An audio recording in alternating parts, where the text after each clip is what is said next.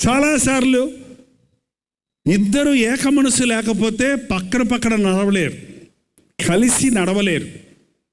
ఈ రోజున చాలామంది జీవితాల్లో ఏకత్వం లేదు.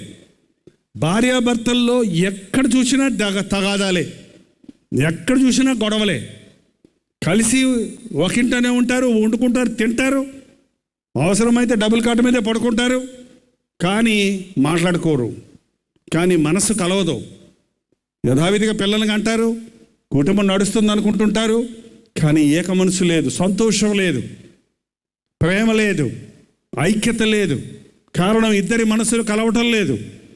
నేను గమనించి చూసింది ఏంటంటే, అంటే పాపము ఎక్కడ ఉంటుందో ఆ పాపం అండి ఇద్దరు మనుషుల్ని అతకనివ్వదు.